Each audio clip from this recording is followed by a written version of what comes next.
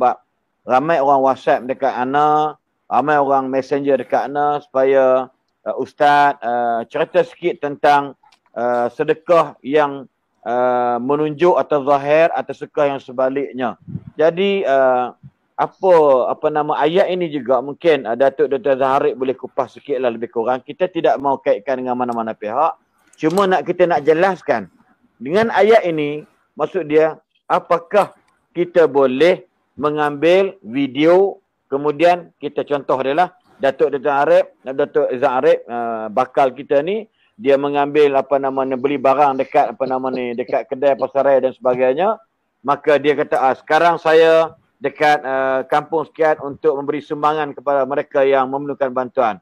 Apakah ini tidak termasuk dalam keadaan riak ataupun ujub dan sebagainya? Mungkin Datuk bincangkan rasa lebih luas. Banyak netizen dan viewer ataupun penonton malam duk tanya soalan yang sama. Saya ingat ada dekat 5-60 soalan.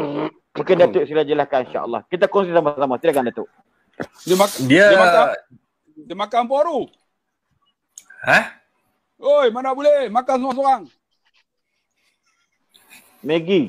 Makan Maggi Dia apa? sebenarnya dari sudut bukan aiskrim. Aduh, Jam. Tengok level, dia nampak level. Esok tak boleh makan. Aiskrim pun bukan cayam lah, gila. Betul lah. Aduh, kau ni tu apa tu? Itu kalau dapat duduk kediaman rasmi tak tahulah. Aduh. Hai. Bagi kita tak ada harapan Nak lah. ke mana? Tak ada harapan nak pejak. Tak adalah. Kita dapat ziarah Saya Weh, kau tadi tanya soalan nak jawab ni. Tak, okey, jawab. Tengah salin, Okay, tengah salin. Saya ambil mudah sajalah dalam isu berkaitan tentang berkaitan tentang hati ni. Nabi SAW pun dah sebut, innamal a'malu binniyat wa innamal likulli imri'in ma nawa. Setiap orang itu dia ada niat. Niat ini kita tidak boleh nilai. Itu sebabnya Imam Al-Ghazali rahimahullahu taala dia telah menulis satu buku yang dikatakan buku rujukan untuk pakar-pakar psikologi. Datuk Dr. Abdullah Bakhairi tahulah isu ni. Maksudnya kita akan rujuk. Bahkan Barat pun dia banyak merujuk kepada kata-kata Al-Ghazali. Dia rujuk kepada Imam Al-Ghazali. Jadi bila kita sebut mengenai hati ni, Imam Al-Ghazali pun jelaskan, hati ni kita tidak boleh nilai. Kita tidak boleh lihat, kita tak boleh nak kata, nak menghukum tanpa sebarang bukti. Al-aslu adamu. Asal pada manusia itu dia tidak ada apa-apa, tidak ada perasaan buruk. Yang ada hanya kebaikan padanya. Oleh sebab itu saya melihat semua yang buat benda baik ni, kita kena husnuzan bin nas. Buat baik dulu kepada manusia. Maksudnya kita baik sangka.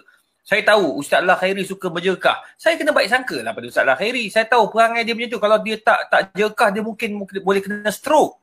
Kan? Jadi biarkan dia jekah. Aku tidak kena mengenal dengan ini cerita. Mana? Aku tidak kena mengenal. Tak cerita.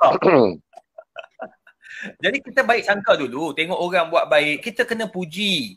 Itu sebabnya Nabi ajar bila kita melihat kebesaran Allah Ta'ala, kita kena sebut Subhanallah, Masya Allah. Melihat kepada kebesaran tu, lihat kepada kebaikan, pujilah dengan kebaikan. Nombor dua, kalau katakanlah kita melihat orang itu, dia ada nilai-nilai yang tidak baik contoh. Bukan kita menegur dengan cara di hadapan khalayak. Itu kita nak menjatuhkan orang tersebut. Itu sebab Imam Asy-Syafi'i rahimahullahu ta'ala jelaskan apa? Dia kata manusia yang menegur dia khalayak ramai, dia sebenarnya bukan nak membaikkan keadaan kamu, tetapi nak burukkan lagi keadaan kamu. Jadi dalam hal ini, saya yakin apabila sahabat-sahabat kita yang buat benda baik, yang buat yang membantu orang-orang susah, bukan untuk riak ataupun menjatuhkan mana-mana pihak, tetapi bertujuan pertama, kata Imam Al-Ghazali, dia nak mewujudkan sifat wa ta'awanu 'alal birri wat taqwa. Saling tolong menolong untuk mengajak orang buat benda yang sama. Tolong orang. Nombor dua, selain daripada tu, tolong ta'awun, ada sifat ta'awun. Nombor dua, nak mengajak orang agar kita sama-sama membina kebaikan daripada semua pihak. Makna kita kena mengajak orang untuk buat benda yang sama, yang baik ini. Mungkin orang tak tahu. Oh, tak tahu pula kat kawasan tu ada orang susah. Jadi dengan adanya sahabat kita yang menjadi wakil kepada masyarakat, daripada masyarakat kepada masyarakat, maka orang yang bertanggungjawab akan lebih tahu, akan lebih mengetahui isu yang sebenar. Jadi kita sebenarnya kena positif. Bila kita negatif, negatiflah jawabnya. Syamsul debat.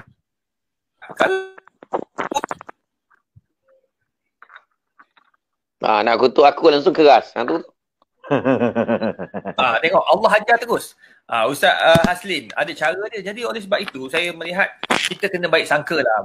Balik kepada asas. Jadi apa yang dilakukan itu tidak salah. Osman bin Affan apabila dia menderma, semua orang nampak. Abdul Rahman bin Auf sampai satu ketika dia hantarkan gerabak-gerabak setelah kewafatan Nabi SAW, dia hantar dia punya zakat masuk ke dalam Al-Madinah bergerabak-gerabak. Sampaikan orang kata begitu banyaknya harta yang telah diinfakkan oleh Umar bin Khattab. Jadi adakah itu riak? Sebenarnya itu bukan riak, tetapi sebenarnya nak mengajar kita untuk buat benda yang sama. Wallahualam. Jadi maksud yang Datuk sebut tadi, saya boleh juga buat kesimpulan atau berkongsi sebagaimana pada malam tadi. Kita bukan juri ataupun hakim untuk memutuskan atau untuk menghukum seseorang itu ikhlas ataupun tidak ikhlas. Betul tak Datuk? Cuma kalau boleh saya tambah baiklah. Sebenarnya kita kena pandangan saya lah. Saya setuju. Saya pun setuju dengan pandangan Dr. Izhar sebahagian besar. Saya setuju sangat. Siapa saya untuk mematahkan dan menyalahkan apa yang telah disebutkan oleh bakal. Jadi pada pandangan saya lah, mungkin selepas ini kepada mana-mana ustaz-ustaz, selebriti dan sebagainya, di dalam menyalurkan sumbangan ini, membuat kebaikan-kebaikan, insya-Allah orang akan appreciate, orang akan tahu, malahan Allah Ta'ala akan memberi ganjaran yang terbaik berdasarkan niat kita. Cuma mungkin nasihat kita untuk semua orang, termasuklah ustaz yang kita sebutkan hari ini, yang kita rujuk hari ini, dan ustaz-ustaz lain. Sebab ramai je ustaz yang memberi sumbangan-sumbangan, tetapi mungkin lebih berhati-hati dari segi publicity. Mungkin berhati-hati. Sebab kadang-kadang ada yang kelihatan, mungkin kalau anda kata kita pergi, ada orang yang ambil gambar, ada orang yang melaporkan, mungkin benda tu jadi sebagai mungkin laporan pihak lain, bukan kita. Ini sekarang ni kita bagi, kita yang melaporkan, kita yang menggambarkan, mungkin benda ni mendedahkan diri kita sebenarnya. Kita faham niat dia baik, niatnya baik. Tetapi mungkin benda ni kita kena lebih berhati-hati. Sebab kita buka ruang dan peluang untuk orang lain mencari kelemahan dekat situ. In fact, contoh saya sendiri, contoh, bukan nak cakap saya baik, tidak. Memang tidak sama sekali lah. Saya pergi ke, kebetulan pergi ke, Roblox kan, bila kita lalu sekatan jalan tu, tengok, macam mana nak makan belum? Kata, belum lagi Ustaz. Okay, jadi dalam perjalanan balik, saya ada bawa makanan bagi. Itu pun dia orang nak bergambar tu. Dia orang nak bergambar. Dan saya pun update satu dengan tujuan, niat hati saya. Saya cakap mudah-mudahan niat saya ni supaya ada orang lain pun akan bagi juga dekat mereka ni. Sebab dia akan bertugas. Jadi makna benda tu. Jadi saya tidak, dan lepas benda tu, walaupun saya bagi, saya tak masuk gambar dah. Saya kata jangan masuk gambar lagi dah. Sebab saya tak nak nanti orang anggap bila kita buat tu, kita mendedahkan diri kita. Mendedahkan diri kita kepada orang ni riak lah ni, nak tunjuk kat orang lah ni. Kita boleh rasa dah. Kita boleh agak dah benda tu akan berlaku. Jadi kalau nak bagi. Kalau orang lain apa, pada saya, kita bukan saya kata jangan ambil gambar, video semua. Maksud saya, kena lebih berhati-hati. Itu pandangan saya lah. Okey, terima kasih Kak Samsul.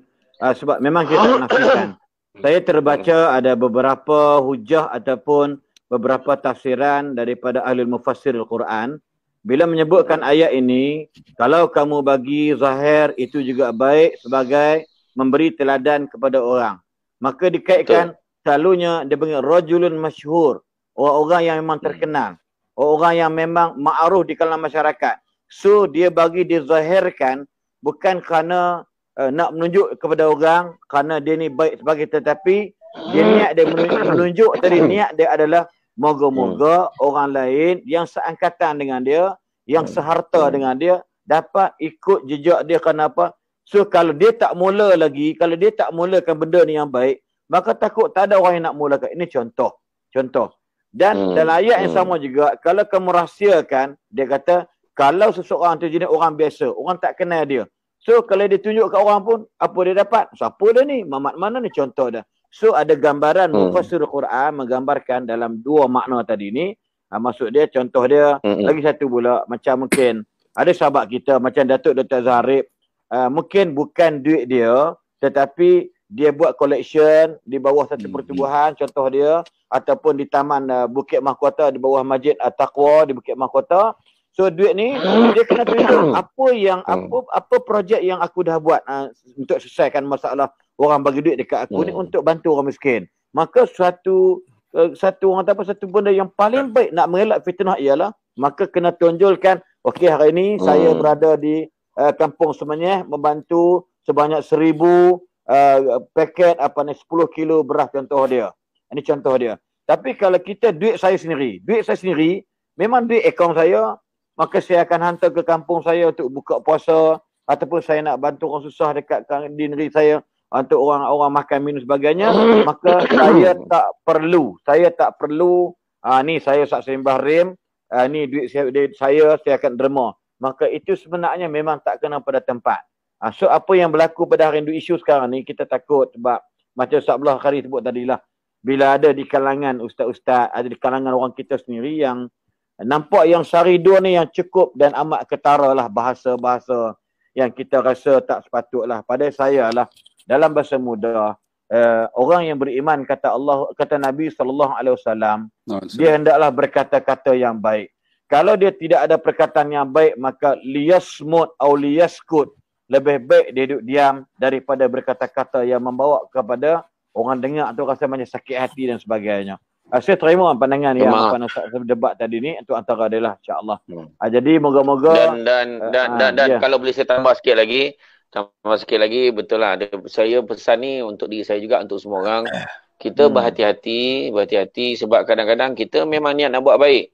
Jadi makna kata macam betul lah tadi. Itu sebabnya bila atas dasar kita mengelakkan fitnah, maka kita pun betul ada satu, itulah niat yang kita kadang-kadang kena baca sangka baik.